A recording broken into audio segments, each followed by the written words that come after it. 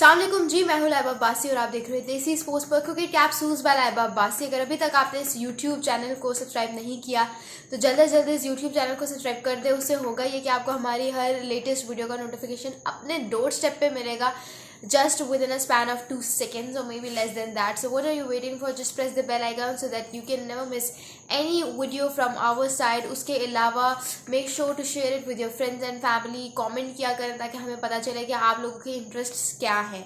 Let's start off with our today's video. आज का दिन जो है वो दो एशियन कंट्रीज के लिए बहुत अच्छा था, एक पाकिस्तानी फैंस और एक Indian fans. Pakistan versus England का एक टेस्ट मैच हो रहा है और एक इंडिया वर्सेस न्यूजीलैंड का हो रहा है। अब यहाँ पे सोचने की बात क्या है, द कंसर्निंग पॉइंट इज़ कि पाकिस्तान तो अपने टेस्ट मैच में बहुत अच्छा कर रहा है, क्योंकि हमारा जो एक वो फार्मूला मिसिंग था ना, स्पिन टू विन, हमने उस फार्मूला को अडॉप्ट किया एंड अल्हम्दुलिल्लाह now we are able to dominate the matches.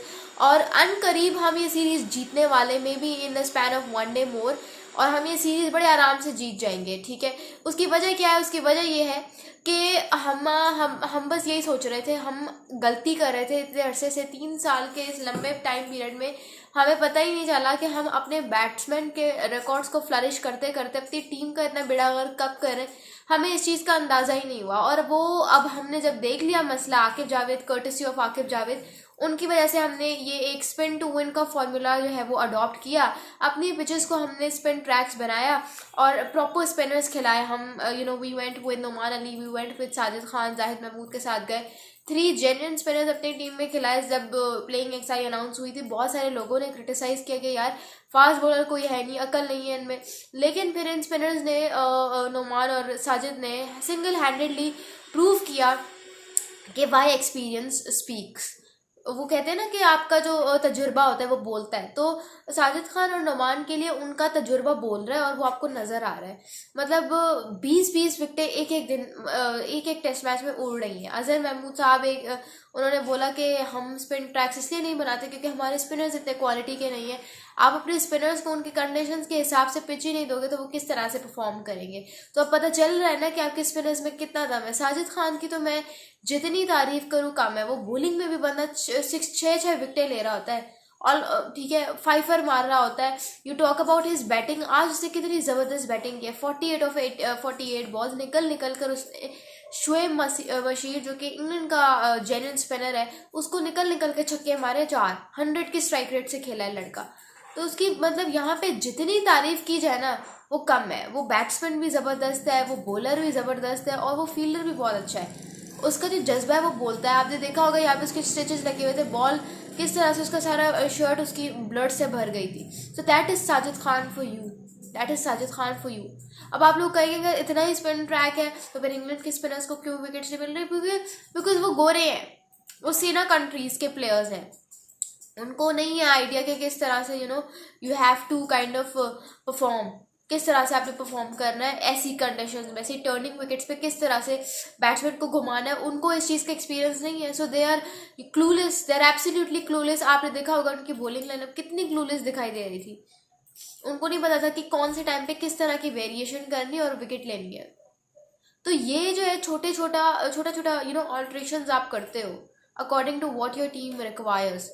मुझे जब हमारी बैटिंग स्टार्ट हुई, मैंने कहा कि हमारी बैटिंग तो इतनी भी खास ही लग रही। शान मसूद का डिसमिसल, मैंने कहा हम शायद, क्योंकि रन स्कोर करने में मुश्किल हो रही है इस पिच पे, और मैंने आप लोगों को बताया कि जैसे जैसे आगे डेज प्रोसीड होंगे मुश्किलात और बढ़ती जाएंगी। उसकी वजह यह है कि स्पिन फैक्टर बढ़ता है। तो मैंने यही बात की थी कि जैसे जैसे डेज आगे प्रोसीड होंगे स्पिन फैक्टर मज़ीद बढ़ता जाएगा। पाकिस्तान को अलबत्ता बैटिंग करने में ज़्यादा मुश्किल होगी, क्योंकि Pakistan is batting in the latter half. Like Pakistan को चौथी इनिंग्स में बैटिंग पाकिस्तान की आएगी, और सेकेंड इनिंग्स में भी अगर आपने देखा हो आज बैटिंग, तो पाकिस्तान स्ट्रगल कर रहा था। मुझे लगा कि यार हम शायद लीड तैयार कर रहा था दूर की बात, हम शायद ट्रेल ही ना उतार पाए। ठीक है, लेकिन उसके बाद होता क्या है कि साउथ शकील आते हैं, एक ज़बरदस्त इनिंग्स खेलते हैं, मतलब मैंने कहा था ना, he is a wonderful player, he is an exceptional player of sweep shots, is an exceptional player of all those lofted shots जो आपको स्पिन के अगेंस्ट एक टेक्निक प्रोवाइड करती है। साउथ शकील में वो चीज़ है, इतना काम कंपोज, इस तरह की सिचुएशन में इस तरह की बैटिंग करना। 132 रन उसने स्कोर किए 253 बॉल्स पे। एब्सोल्युटली अमेजिंग, बहुत स्टाइलिश दिखाई दी। जिस तरह से वो मिडिल कर रहा था एक एक डिलीवरी को, वो चीज़ कह रही थी कि यार, वो चीज़ खुद बोल रही थी अपने मुंह से कि यार देखो मैं कितनी खूबसूरत लग रही हूँ।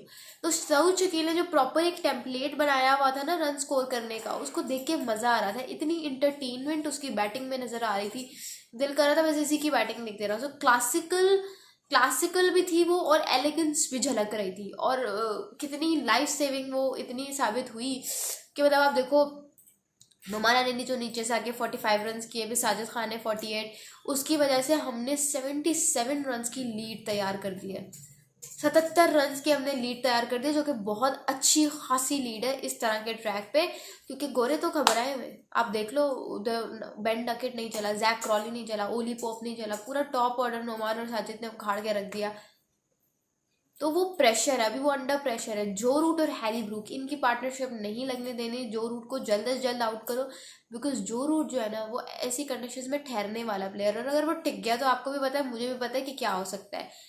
दोनों को पार्टनरशिप नहीं लगनी देनी। It is the key formula that you don't have to let any matter settle for a partnership, because अगर पार्टनरशिप लग गई तो पाकिस्तान के भी लग जाएंगे। तो इससे अच्छा ये है, इससे बेहतर ये है कि you just motivate yourself to get as much wickets as you want to and as early as possible. It's because Sajid और नुमान का जो अभी कॉन्फिडेंस है वो इधर है उनका कॉन्फिडेंस, उनका मुंह बता रहा है, उनकी बॉडी लैंग्वेज बता रही है, पता चल जाता है ना।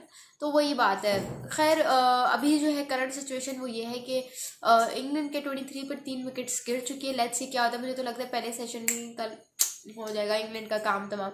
और उसके अलावा इंडिया वर्सेस न्यूजीलैंड की अगर बात करूँ तो इंडिया वर्सेस न्यूजीलैंड में यार यही है कि इंडिया की batting lineup full clueless against Mitchell Santner, full clueless against the bowling lineup of New Zealand, against the plans of New Zealand। है ना कि आपको मेहनत करनी पड़ती है। तो मुझे लगता है इंडिया शायद फॉर्मूला भूल गया है कि कैसे करना है। मिचेल सैंटनर ने 7 विकेटें उड़ा दी है, और इंडियन बैटिंग लाइनअप में पूरे बैटिंग लाइनअप को उठा के देख लो, कोई 50 से ऊपर किसी ने 50 टच ही नहीं की, किसी ने जहमत ही नहीं की।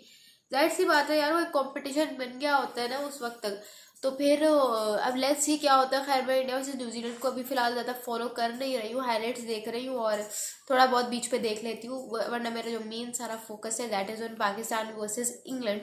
तो मुझे आप लोग बताइएगा कि व्हाट डू यू थिंक। मुझे तो लगता है न्यूजीलैंड शायद इंडिया को दूसरे टेस्ट मैच में भी जो अभी करंटली हो रहा है उसमें भी शायद नहीं छोड़ेगा। What do you guys think, मुझे कमेंट्स में ज़रूर बताइएगा। Thank you so much, this is Laiba बासी साइनिंग ऑफ।